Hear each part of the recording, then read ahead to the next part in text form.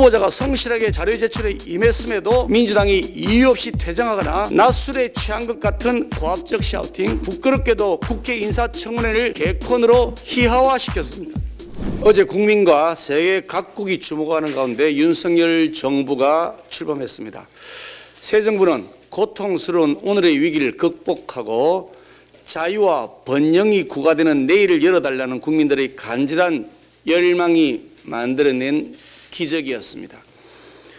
그러기에 윤석열 대통령님은 국민이 주인이 되는 나라를 약속드리면서 소통 행보로 임기 첫날을 시작했습니다. 이날 민주당은 윤 대통령이 국민통합, 민생제일 협치의 길로 나선다면 적극적인 국정협력 파트너가 되겠다라거나 화합과 통합, 공정과 상식에 맞게 국정을 이끈다면 든든한 동반자가 되겠다라거나 국민과 국익을 위해 협력을 아끼지 않겠다는 등의 입장을 밝혔습니다. 이러한 민주당의 입장이 하루짜리 말잔치에 불과한 것이 되지 않기를 진심으로 기대합니다. 사실 국민적 축복 속에 순조롭게 출범해야 할 새 정부가 민주당의 근거 없는 발목 잡기로 인해 출범 첫날부터 추경호 총리 권한 대행과 차관 체제가 이끄는 반쪽 내각으로 시작해야만 하게 되었습니다. 장관 후보자의 인사청문회가 끝났는데도 아직도 민주당이 합리적 근거 없이 청문 보고서 채택 자체를 거부하고 있는 부처가 수두룩하고, 특히 민주당의 전신정당 정권에서 청와대 수석비서관, 부총리, 총리까지 역임했던 한덕수 국무총리 후보자에 대해서 민주당은 그때는 맞고 지금은 틀리다는 식의 잣대를 들이대며 무작정 반대를 위한 반대만 하고 있습니다.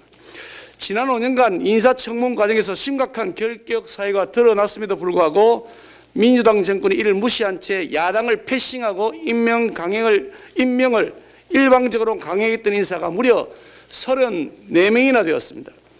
그러던 민주당이 느닷없이 눈과 귀를 스스로 가린 채 무리한 자료 제출 요구와 아니면 말고식 의혹 제기로 일관하고 있습니다. 또한 후보자가 성실하게 자료 제출에 임했음에도 민주당이 이유 없이 퇴장하거나 낮술에 취한 것 같은 고압적 샤우팅, 이모 국회의원의 출연, 국3M 장면과 국회의원 등장 등으로 부끄럽게도 국회 인사청문회를 개콘으로 희화화시켰습니다.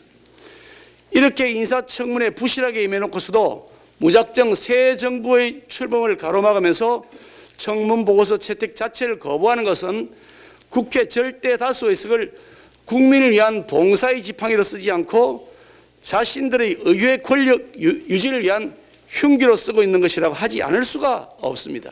이뿐 아닙니다. 지난해 7월 협치와 소통의 결과로 이루어내었던 21대 국회 후반기 상임위원장의 배분 합의를 민주당이 노골적으로 무시하겠다는 것은 아예 대놓고 국회를 난장판으로 만들겠다는 것과 다름없습니다. 지난 5년간 민주당이 오만, 독선, 폭거의 칼을 휘두르다가 지난 대선에서 국민의 심판을 받았던 만큼 이제는 대선 패배 결과를 받아들이고 오만, 독선, 폭거를 멈출 때도 되지 않았습니까? 더불어민주당이 나홀로 민주당이 되어서 국정 발목 잡기, 반대를 위한 반대를 계속한다면 이것은 결국 국민의 뜻을 무시하고 국민 위에 군림하면서 대선에 불복하겠다는 것과 다름없습니다. 아울러 민주당이 끝내 내로남불과 불통, 오만, 독선의 DNA를 버리지 않다가 또다시 국민들의 엄중한 심판을 받는 일이 없게 되길 진심으로 바랍니다. 새 정부의 출범과 6일 지방선거, 국회의원 보궐선거에 맞춰서 우리 정치권이 국민들께 보여드려야 하는 것은 희망과 대안입니다. 반지성적이고 비생산적인 논쟁과 대립의 고리를 이제 그만 끊어내고 여야와 새 정부가 대한민국의 재건을 위한 협치에 나서야 할 때입니다. 아울러 이번 선거를 통해 후보자들이 공명정대하게 경쟁하면서 미래지향적인 정반 합의 결과를 만들어내야만 합니다. 그것이 바로 정권 교체를 만들어낸 국민들의 지상명령이기 때문입니다.